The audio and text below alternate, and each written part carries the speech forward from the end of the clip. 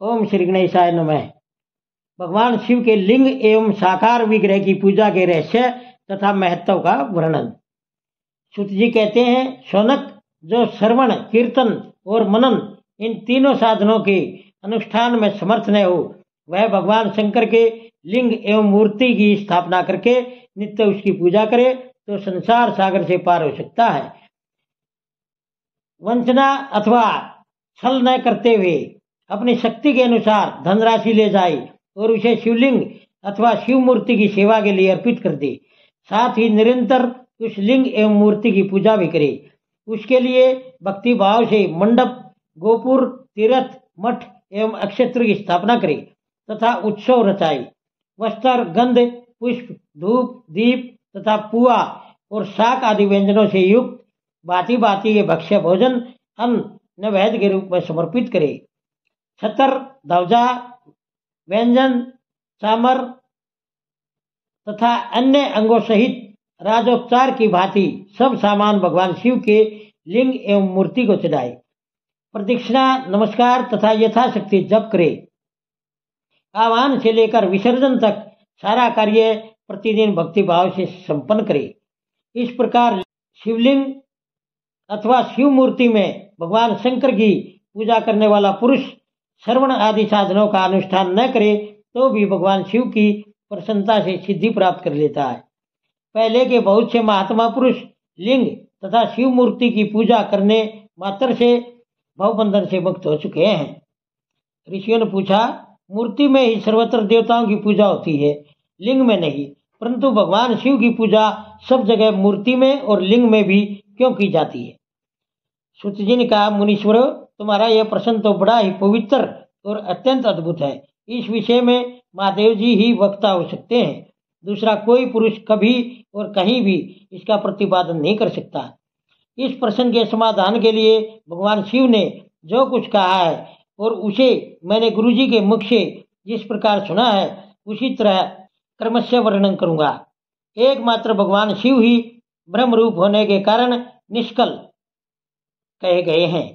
रूपवान होने के कारण उन्हें सकल भी कहा गया है, इसलिए वे सकल और निष्कल दोनों हैं। शिव के निष्कल निराकार होने के कारण ही उनकी पूजा का आधारभूत लिंग भी निराकार ही प्राप्त हुआ है, अर्थात शिवलिंग शिव के निराकार स्वरूप का प्रतीक है। इसी तरह शिव के सकल या साकार होने के कारण उनकी पूजा का आधारभूत विग्रह साकार प्राप्त होता है, अर्थात शिव का साकार विग्रह उनके साकार स्वरूप का प्रतीक होता है। सकल और अकल समस्त अंग आकार सहित साकार और अंग आकार से सर्वथा रहित निराकार रूप होने से ही वे ब्रह्म शब्द से कहे जाने वाले परमात्मा।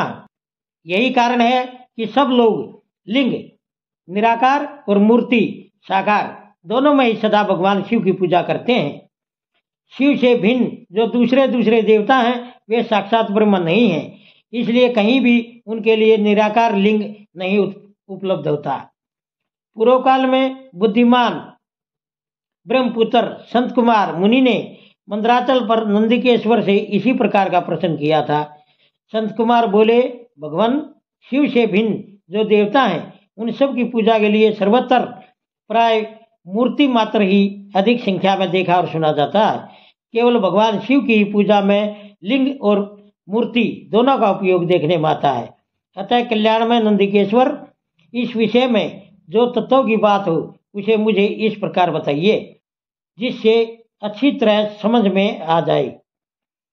नंदिकेश्वर ने कहा, निष्पाप ब्रह्म कुमार, आपके इस प्रश्न का हम जैसे लोगों के द्वारा कोई उत्तर नहीं दिया जा सकता, क्योंकि यह गोपनीय विषय है और लिंग साक्षात ब्रह्म का प्रतीक है।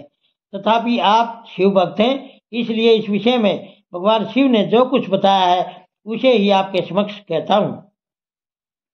भगवान शिव ब्रह्म स्वरूप और निष्कल निराकार हैं, इसलिए उन्हीं की पूजा में निष्कल लिंग का उपयोग होता है। संपूर्ण वेदों का यही मत है। संत कुमार बोले, महाभाग योगिंदर, आपने भगवान शिव तथा दूसरे देवताओं के पूजन में लिंग और वेर का प्रचार का जो रहस्य विभाग पूर्वक बताया है वह यथार्थ है। इसलिए लिंग और वेर आदि की उत्पत्ति का जो उत्पन्न वृत्तांत है उसी को मैं इस समय सुनना चाहता हूँ।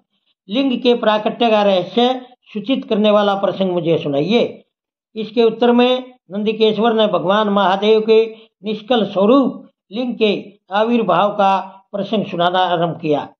उन्होंने ब्रह्मा तथा विष्णु के विवाद, देवताओं की व्याकुलता एवं चिंता, देवताओं का दिव्य कैलाश शिखर पर गमन, उनके द्वारा चंद्रशेखर महादेव का सतवन, देवताओं से प्रेरित हुए महादेव जी का ब्रह्मा और विष्णु के विवाद स्थल में आगमन तथा दोनों के बीच में निष्कल आदि अंत रहित भीषण अग्निस्तंभ के रूप में उनका आविर्भाव आदि प्रसंगों की कथा कही।